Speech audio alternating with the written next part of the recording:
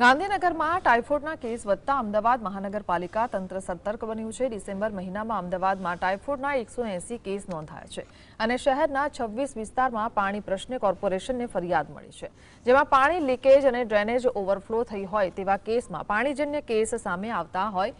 પાણીજન્ય કેસના હાઈ રિસ્કવાળા વિસ્તારોમાં બહેરામપુરા, દાણીલીમડા, સરસપુર, રખિયાલ, દરિયાપુર, જમાલપુરનો સમાવેશ થાય છે। તેમજ તંત્રે પાણીના પ્રશ્નો ઉકેલવા ડ્રેનેજ અને પાણીની લાઇન બદલવાની કામગીરી કરી રહી હોવાનો પણ આરોગ્ય વિભાગે દાવો કર્યો છે।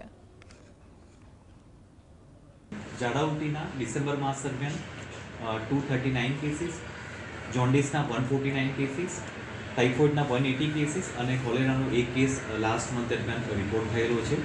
હાલમાં જે વોટરબોર્નના કેસીસ અન્ય જગ્યાએ રિપોર્ટ થયેલા છે તેને આધારે કોર્પોરેશન દ્વારા ફૂડ વિભાગની ટીમ દ્વારા આઈધર કોઈ કટફૂડ્સ છે, પાણીપુરીના ધંધાકીય એકમ છે, અન્ય કોઈ ધંધાકીય એકમ છે, આ તમામ જગ્યાનું સઘન ચેકિંગ થાય તે પ્રકારની કામગીરી હાથ ધરવામાં આવેલી છે। ખૂબ જ નાની ગલીઓ છે એ જગ્યાએ પાણીનું અને ડ્રેનેજ લાઇનનું કોન્ટામિનેશન થવાની શક્યતા રહેતી હોય છે।